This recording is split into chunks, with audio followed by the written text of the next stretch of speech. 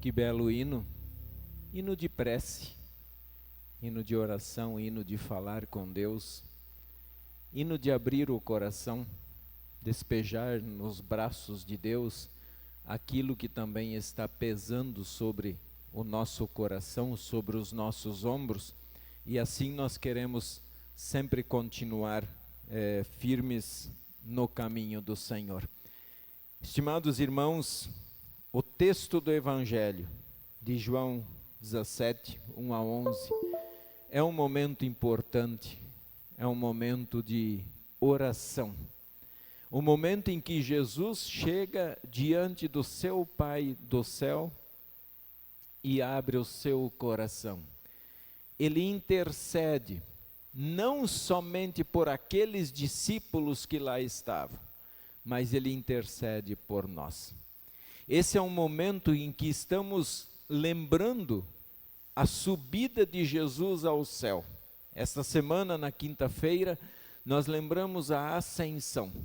O momento que Jesus deixa agora os seus discípulos no mundo para fazer o seu trabalho, vai para junto do Pai. E ele, antes de partir, ele disse: se eu não for, o Consolador não virá para vocês. Então olha como é importante essa subida de Jesus, porque com a subida de Jesus vem para nós, no dia de Pentecostes, o Espírito Santo, o Espírito de Deus que desce sobre todos os cristãos. É o mesmo Espírito que trabalhou o coração da Heloísa agora há pouco, ali na pia batismal. Então, quando nós olhamos para essa oração de Jesus, nós podemos nos sentir incluídos nela. Nós estamos incluídos nessa oração. E eu penso que esse momento de oração, Jesus ele está fazendo aquilo que diz lá no Salmo 50, 15. Invoca-me no dia da angústia. E Jesus,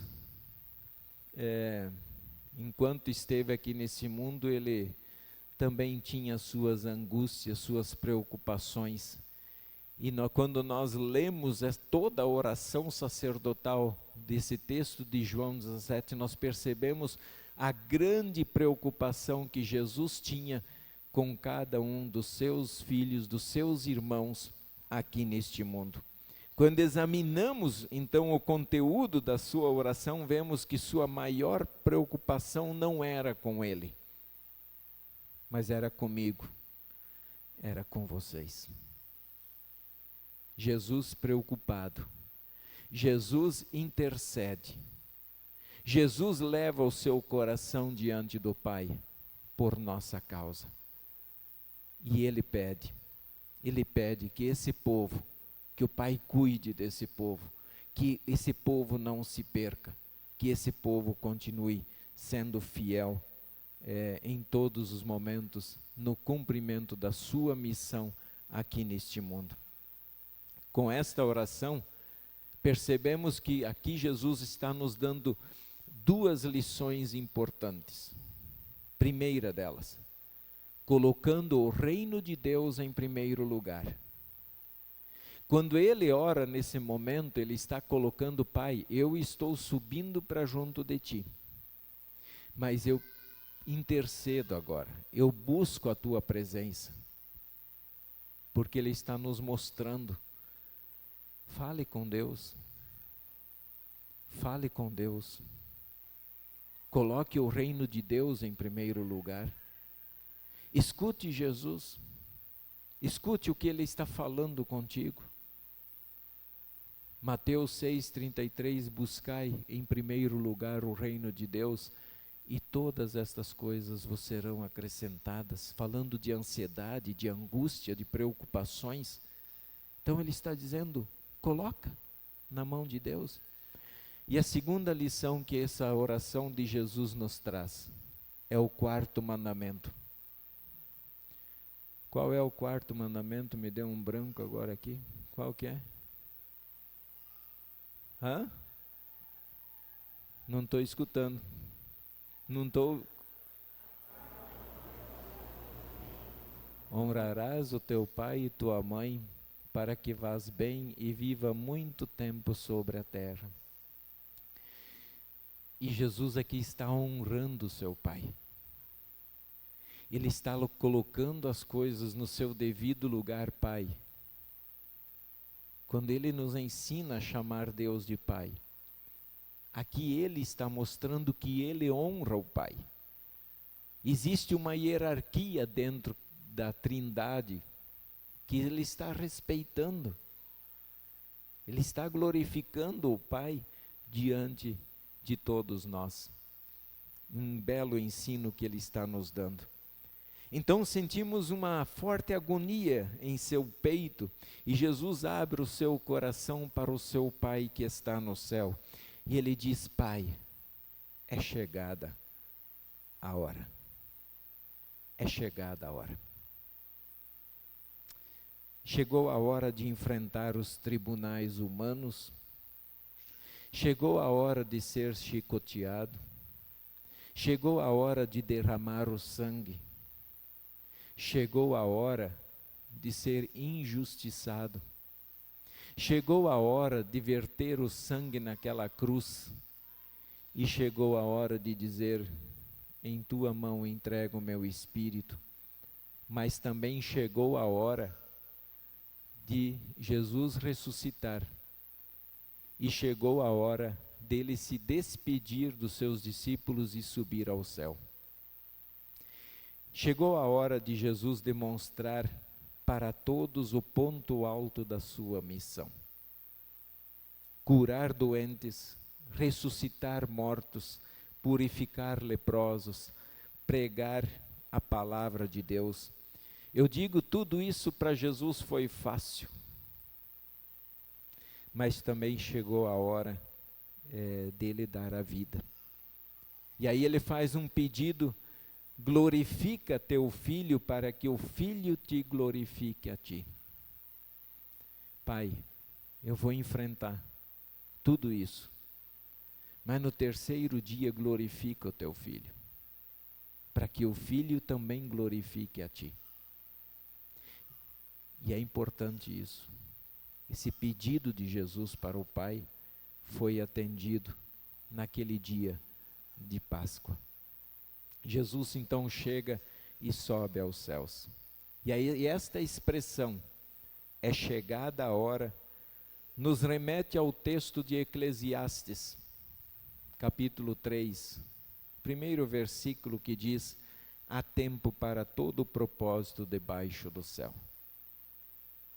Quando ele diz, é chegada a hora, ele está trazendo à memória aquele texto de Eclesiastes que diz que há tempo para todo o propósito debaixo do céu. Tempo de sorrir, tempo de chorar, tempo de nascer, tempo de morrer, tempo de costurar, tempo de rasgar, tempo de plantar, tempo de colher. Mas também existe o tempo de despedida, tempo de deixar para trás os nossos companheiros, as pessoas que amamos, e ali para Jesus chegou também esse momento. E aí ele chegou a tal ponto, tem horas que chegou aquele momento dele estar numa angústia tão grande de dizer: Pai, eu não quero beber esse cálice. Eu não quero. Mas chegou a hora. Chegou a hora dele beber esse cálice de sofrimento, e ele teve que beber, porque assim era da vontade do seu Pai. Nesta oração do Evangelho, Jesus está pedindo para que o Pai lhe fortaleça na sua missão, para que ele possa cumpri-la e assim salvar a todos. E ele estava glorificando o seu Pai. Isso está nos mostrando quando ele diz: a fim de que ele conceda a vida eterna a todos os que lhe deste. A vida eterna a todos aqueles que Deus Pai está dando para o Filho. Que Jesus cumpra a sua missão. Todos nós estávamos sendo carregados sobre os ombros de Cristo, nesta expressão todos os nossos pecados, todo o nosso sofrimento, Ele estava carregando sobre os seus ombros. Então, quando Jesus fala da vida eterna, Ele diz: e a vida eterna é esta, que te conheçam a Ti, o único Deus verdadeiro, e a Jesus Cristo, a quem enviaste. Quer receber vida eterna? Creia que Deus Pai, Deus Filho e Deus Espírito Santo é o caminho, a verdade e a vida, e não há mais nada, não há nem mais um penduricalho onde a gente possa se segurar, não há mais nenhuma haste onde nós podemos nos segurar a não ser nesta. E eu quero voltar um pouquinho agora na expressão, é chegada a hora. Você está pronto para a sua hora? Que hora que você está esperando? Qual é o anseio do seu coração? O que você aguarda? A chegada de alguém? A chegada de um evento? A chegada de um momento? O que você está esperando? Que você possa dizer: agora chegou a hora. A hora vai chegar em que Deus vai reunir diante dele todos os seres humanos. Acabamos de confessar isso, especialmente no 3º artigo, quando nós falamos, eu creio que ele virá. No 2º artigo, de Jesus, que ele virá para julgar os vivos e os mortos. É isso que você crê? É isso que você espera? É isso que o teu coração também almeja, que essa hora chegue? Por mais que seja dolorido para os cristãos também. Se essa hora está perto ou não, cabe a Deus saber isso. Agora, nós não podemos negar os sinais que Deus está permitindo nós enxergarmos.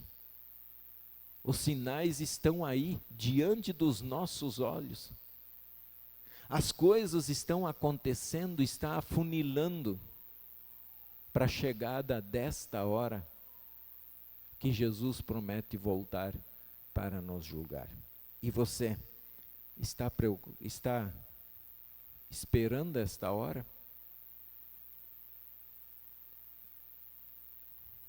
Crer, ele fala, crer no único Deus Pai. Ele está pedindo, creia. E o que é crer? Quando você olha dentro do seu coração, você de fato crê nisso que nós acabamos de confessar no credo apostólico? Você crê de fato que foi feito pelas mãos de Deus? Que Deus é o Pai? Você crê de fato em Jesus como o Messias, como o Filho de Deus, como seu Senhor e seu Salvador? Você crê de fato no Espírito Santo, que é através dele que nós recebemos a coisa mais preciosa para a nossa vida, que é a fé que nos liga em Cristo? Você crê de fato nisso? Ele mesmo está dizendo, e a vida eterna é esta, que te conheçam a ti, o único Deus verdadeiro, e a Jesus Cristo, a quem enviaste. Crer para nós seres humanos não é fácil. Vamos ser honestos. Não é fácil. Se não fosse pela ação do Espírito, nós íamos pensar exatamente como pensam aqueles que estão longe de Deus, que tudo isso é loucura. Que é loucura acreditar num Deus capaz de enviar o seu único filho para morrer por nós, pecadores. Olha como a raça humana sem Deus é podre.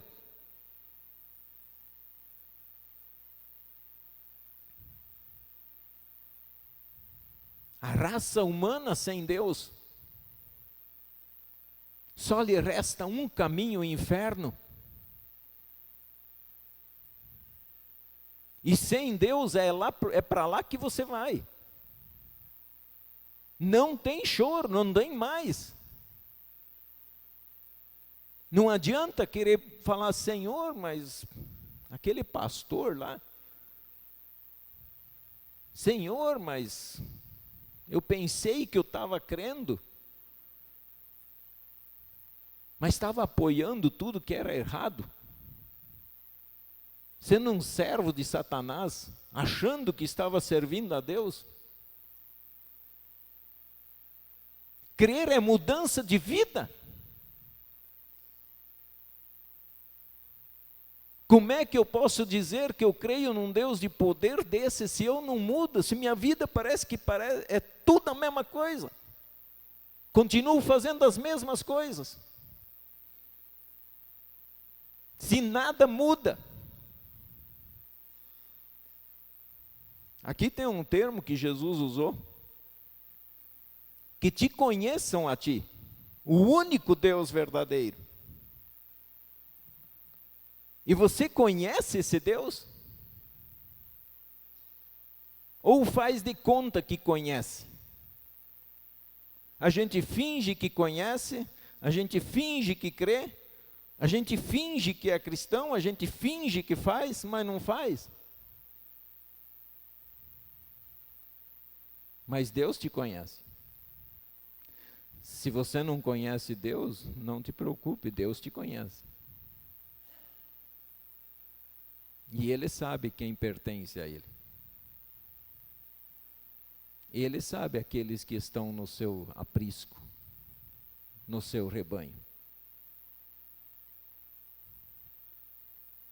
Crer não é fácil.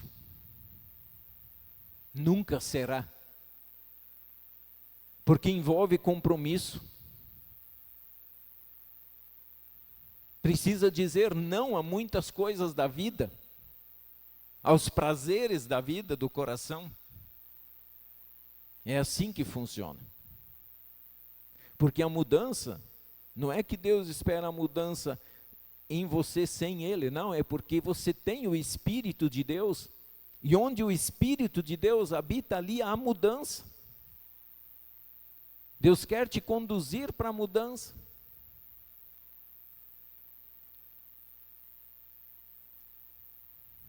Algum tempo atrás, fazendo uma visita num hospital, uma criança de 4 anos internada, e lá estava a mãe e provavelmente a irmã dele. E aí, falando da angústia, da aflição, viu o coração da mãe muito aflita e preocupada, e eu disse, Jesus disse lá em João 14, não se turbe o vosso coração, credes em Deus, crede também em mim. E uma delas disse, a teoria é fácil, falar é fácil.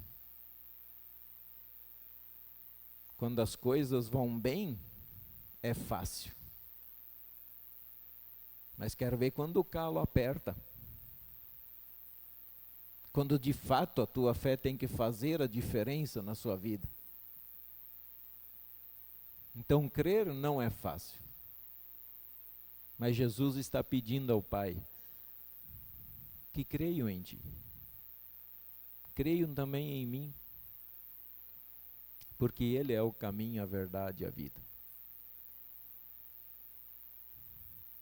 A salvação, irmãos, não é Jesus e mais minhas obras. Jesus e o dinheiro que eu dou no templo. Dinheiro não compra salvação. Se você dá a sua oferta por causa da salvação, eu estou dizendo para vocês que vocês estão dando dinheiro de graça. Que dinheiro não compra salvação. Deus não se vende pelo nosso dinheiro. O dinheiro é para a igreja de Deus aqui no mundo fazer o trabalho. Porque não adianta ninguém aqui ir lá abastecer e falar, olha, Deus te pague. Então não pense que você vai comprar a salvação. Creia. Creia de fato e de verdade. Seja filho de Deus aqui dentro, mas seja filho de Deus lá fora, no seu trabalho. Na hora de votar, seja filho de Deus na hora de votar. Seja filho de Deus nos seus negócios. É ali que tem que fazer a diferença também. É isso que significa também ser sal da terra e luz do mundo. Então Jesus, ele diz: já não estou no mundo, mas eles continuam no mundo, ao passo que eu vou para junto de ti. Pai Santo, guarda-os em teu nome, que me deste, para que eles sejam um, assim como nós. Essa é a oração de Cristo por mim, por vocês, para que quando chegar a nossa hora, o nosso momento de estar face a face com Deus, que nós também possamos ser um povo diante do trono de Deus, diante desse trono de poder, diante desse trono que emana, que sai amor verdadeiro, alegria verdadeira, perdão verdadeiro, paz, que nós teremos para todo sempre. Jesus disse: Pai, é chegada a hora. Assim como chegou a hora dele subir, chegará a hora dele voltar. E você crê nisso? Você crê que ele virá para nos buscar? Você crê que ele olhará nos nossos olhos e dirá: vinde benditos de meu Pai? Você crê que Deus mesmo vai secar dos seus olhos todas as lágrimas? Continue crendo, porque este é o caminho, esta é a verdade e esta é a vida. Que Deus guarde cada um de nós e que o nosso coração decida ser fiel a esse Deus todos os dias, em qualquer momento da nossa vida. Amém.